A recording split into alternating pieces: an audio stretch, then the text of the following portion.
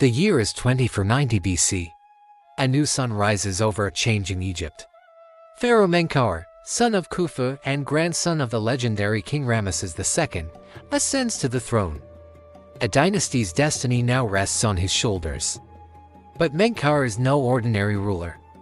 He doesn't crave expansion or conquest. His sights are set on something different, something far more profound: the scales of justice. As Menkaure settles into the grand halls of power, a hush falls over the kingdom. The mighty army he had trained so well is kept at bay. There will be no wars of aggression under his watch. Instead, a new court is established, a place where laws are refined and justice takes center stage. This pharaoh is not interested in adding land to his realm. His ambition is to add balance to his people's lives. Word spreads like wildfire across the Nile Delta. From bustling city streets to quiet village squares, the call echoes. People with grievances, from the humblest peasant to the most influential noble, are summoned to the court of Menkaure. He sits on a throne adorned with the symbols of his lineage, the royal cobra and the sun's rays, but also with an emblem of his new mission, a pair of scales representing fairness and equality. The image is a powerful one, instantly communicating that all are equal in the eyes of the law. Farmers clutching sheaves of wheat, their faces etched with years of toil, step forward. They speak of unfair leases, of crops withering under the scorching sun, of debts that threaten to swallow their life savings. Menkaure listens, his gaze unwavering, his expression a canvas of empathy. He does not dismiss them as insignificant. These are the backbone of his kingdom, the ones who put food on his table and life in his people's homes. Their concerns are his concerns. But it's not just the downtrodden who find a voice. Nobles, resplendent in their finery, approach the pharaoh. They too have their own battles, disputes over trade routes, accusations of slander, claims to long-forgotten heritages. Menkaure hears them all, his attention as sharp as ever. To him, a dispute between the elite is not just about land or wealth. It's about upholding the principles he has set in motion. Merchants, their voices ringing with the tales of distant lands, weave stories of trade deals gone awry. Foreign diplomats, bearing gifts and veiled threats from neighboring kingdoms, plead their cases. Each voice, no matter how big or small, is given its moment in the sun. Menkaure ensures this. He believes in letting the truth be heard, in giving justice a chance to speak. The court becomes a symphony of arguments, evidence and counterpoints. Witnesses are called, their testimonies weighed.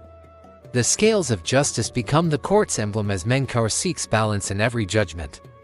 His court is no longer just a place of power. It's a sanctuary of hope. For many, it's the first time they've seen a pharaoh so dedicated to fairness. He's not just the mighty king. He's Menkaure, the just. His name echoes through the ages, not because he expanded Egypt's borders, but because he expanded the hearts and minds of his people. He travels the land, not in a golden chariot, but on foot. He walks among his people, seeing their struggles firsthand, feeling their joys and sorrows as his own. He stops by farms, his gaze keen, his questions thoughtful. He wants to understand, not just rule. He visits workshops, observing artisans at work, his fingers tracing the lines of a newly forged tool or the delicate curve of a potter's face. He doesn't just patronize the arts. He participates in them. In the evenings, when the heat of the day gives way to the cool embrace of twilight, he gathers storytellers around him. He listens to tales of ancient Egypt, of its glories and its challenges, of the lessons of the past that could guide them to a better future. He doesn't just collect stories. He lives them, absorbing the essence of his heritage. His most famous pyramid stands at the edge of the desert, a testament to his humility. While his predecessors had built pyramids that touched the sky, Menkaure's is more modest, more rooted in reality. Yet it carries a deeper meaning. It speaks of a pharaoh who understood that true greatness lay not in towering above his people, but in standing with them. It wasn't easy. The treasury was lighter than his predecessors had left it. Resources were stretched thin. Building materials were more costly now. and some saw the smaller pyramid as a sign of weakness. The pharaoh, however, saw it as a symbol of wisdom. In limitations, he had found a way to express his philosophy. Years pass, seasons change, and the people of Egypt feel the shift in their pharaoh's philosophy. Harsh punishments that once shook the populace are softened. Cruelties that once sent chills down spines are replaced with understanding.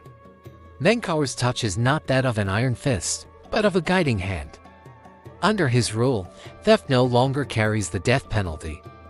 A wrong that once brought an end to a life now brings a stern look and banishment. Murder, the unforgivable offense, no longer results in the executioner's sword. The guilty are made to atone, yes, but their lives are spared. Mercy becomes a tool of justice. Forgiveness, a lesson in humility.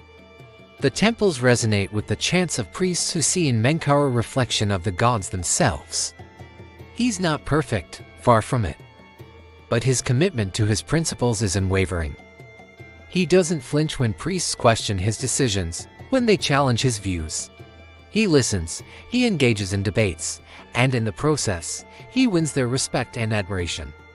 The ordinary people, those who had never seen a pharaoh so accessible, so humane, take to him like the desert sands to the flow of the Nile. They see in him a protector, a father figure, a living embodiment of the order they so desperately needed.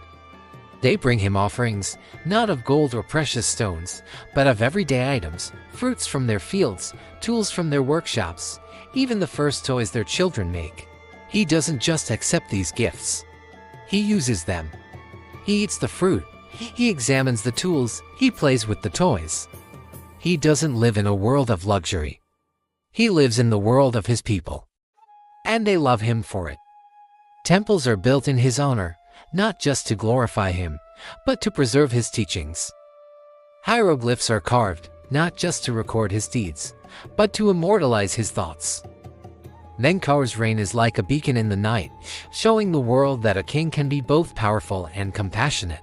But as the sun sets on Menkaure's reign, shadows gather. His story, like the Nile at its end, splits into two. One path whispers of a great and good pharaoh who ushered in an era of justice.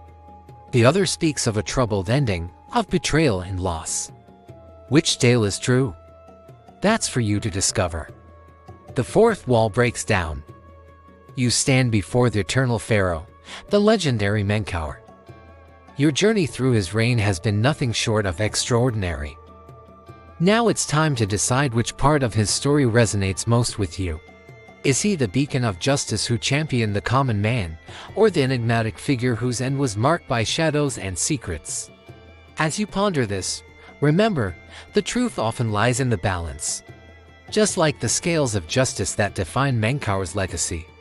Consider the whispers of the ages, the tales that have echoed through millennia, and the impact he had on shaping the very fabric of his kingdom. Was Menkaure truly the epitome of kindness and righteousness? Did his reign signify a golden age in Egyptian history?